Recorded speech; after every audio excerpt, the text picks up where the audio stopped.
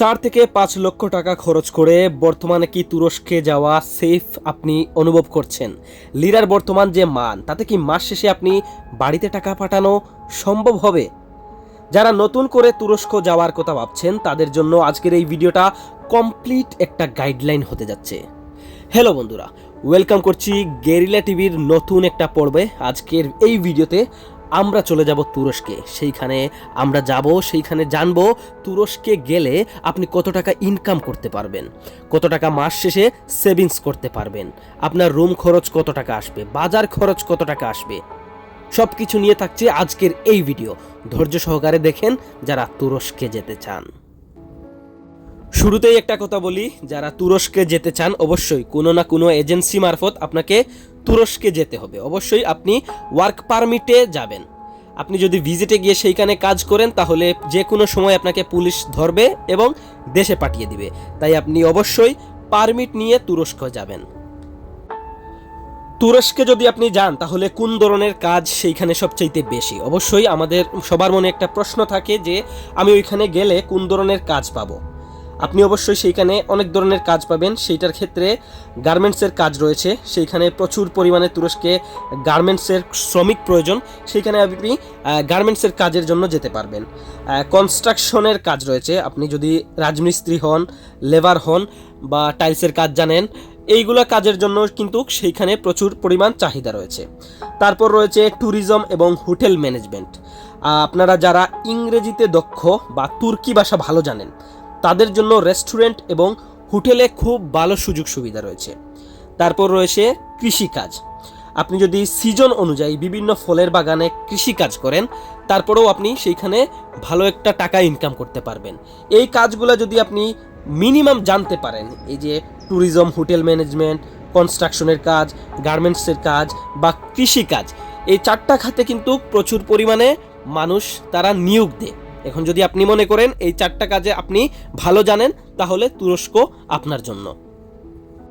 তুরস্কের টাকাকে তারা লিরা বলে। তো তুরস্কের 1 লিরা সমান বাংলাদেশের প্রায় 2 থেকে 2.5 টাকা, প্রায় 3 টাকার মতন হয় আর কি। আমরা সর্বনিম্ন 3 টাকা করে ধরলাম। 1 লিরা হচ্ছে বাংলাদেশি টাকায় 3 টাকা। তো সেইখানের ন্যূনতম একটা হিসাব করা হচ্ছে যে আপনি যদি একদম নিচের লেভেলের কর্মচারী হন, তারপরেও আপনার বেতন হবে 17,000 থেকে 20,000 লিরা। এখন 17,000 থেকে 20,000 লিরা বাংলাদেশি টাকায় আপনারা হিসাব করেন কত টাকা আসতেছে। এখন আসি অভিজ্ঞতা। আপনি যদি একজন দক্ষ হন, অভিজ্ঞতা সম্পন্ন, কাজ জানেন, ভালো শ্রমিক হন, তাহলে আপনার লিরার দাম বেশি হবে, 30,000 থেকে 40,000 লিরা আপনার হবে। ওভারটাইম, অনেক কোম্পানিতে ডিউটির বাইরেও ওভারটাইম করার সুযোগ সুবিধা থাকে, যা দিয়ে আপনি আরও কাজের সুযোগ সুবিধা বাড়াতে পারবেন, আরও বেশি টাকা ইনকাম করতে পারবেন। এখন কথায় আছে যে আপনি ওইখানের জীবনযাত্রা হিসেবে আপনাকে কিভাবে চলতে হবে, আপনার জীবনযাত্রার হিসেবে আপনাকে ওইখানে কত টাকা খরচ হবে। তুরস্কে আয়ের পাশাপাশি খরচের দিকটাও আপনাকে অবশ্যই মাথায় রাখতে হবে। বাসা ভাড়া কয়েকজন মিলে অবশ্যই আপনারা যেহেতু ব্যাচেলার হিসেবে থাকবেন, তাই আপনাকে প্রায় 3,000 থেকে 5,000 লিরার মতন খরচ হতে পারে। খাবার দাবারে আপনার আরও 2,000 লিরা খরচ হবে। যাতায়াত এবং আপনার আনুষঙ্গিক আরেকটু খরচ হবে প্রায় 1,000 লিরার মতন। সর্বমোট আপনি 5,000 থেকে 6,000 লিরা সেইটা আপনার খরচ হবে। এখন আপনি যদি প্রতি মাসে কমপক্ষে হলেও 25,000 লিরা যদি আপনি ইনকাম করতে পারেন, আপনার 5,000 লিরা আপনার এইখানে খরচ হবে। সর্বমোট আপনি সেইখানে 50,000 টাকা আপনি সেভিংস করতে পারবেন। তুরস্কে যদি আপনি যেতে চান, সরাসরি যদি কোম্পানির মাধ্যমে আপনার কাজ হয়, তাহলে আপনার 1 থেকে 1.5 লক্ষ টাকা খরচ হবে।